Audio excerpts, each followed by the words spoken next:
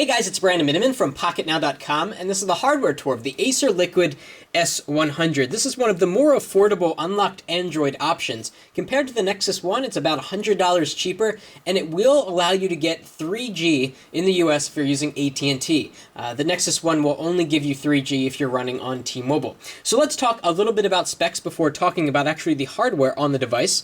It's running on Android 1.6, not 2.1 like the Nexus 1. It's a quad-band GSM phone with tri-band UMTS. It also has HSDPA and HSUPA, meaning you can get even faster download and upload speeds if the network supports it. It's got a Qualcomm Snapdragon processor, though it's only clocking at 768 MHz, which is still quite fast, and will result in really fast device performance. The Nexus 1 clocks in at 1 GHz. It has 512 megabytes of ROM with 256 megabytes of RAM. The display is the same size as the iPhone. It's 3.5 inches diagonal with WVGA resolution, so it's 800 down and 480 across. The screen is made out of glass. It is capacitive, but you can't use multi-touch on the Acer Liquid, unfortunately. It has a 5 megapixel camera on the back with autofocus. It is AGPS, Wi-Fi B and G, Bluetooth 2.0, and it has micro SD expansion if you want to add more memory. So let's take a look at the hardware. We'll zoom in a little bit to the device.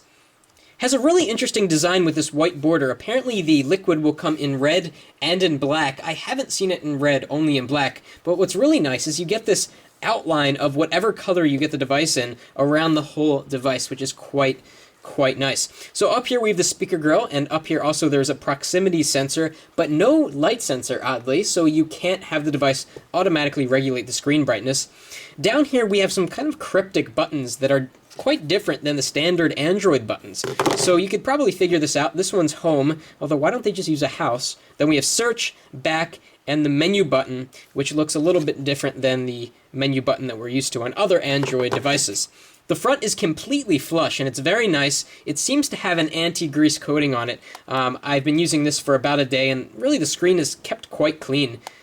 As I mentioned, the screen is glass. It is capacitive.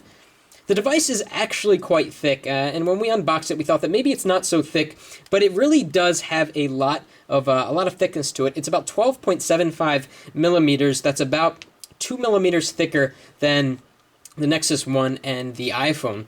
Over here on the left, we have a standby button, so if we tap on that, it will unlock the device, and we can put it back to sleep. On the bottom, we have a kind of this black strip that does pick up fingerprints, and we also have a microphone over here, and it uses mini USB for syncing and charging, not micro USB like a lot of the newer devices coming out. Over on the other side, we have a dual action camera button for the 5 megapixel camera, and then we have a volume up and down rocker, and all of these buttons are adorned in kind of a nice silvery color that doesn't pick up fingerprints.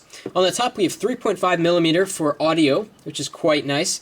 On the back, which is covered in this glossy white coating, we have the 5 megapixel camera with no flash, unfortunately. The Nexus 1 does have a flash. Then we have a speaker grill for the speakerphone and for the external speaker, which does a really nice job at projecting volume. And we can take off the back battery cover by actually pulling outward like so.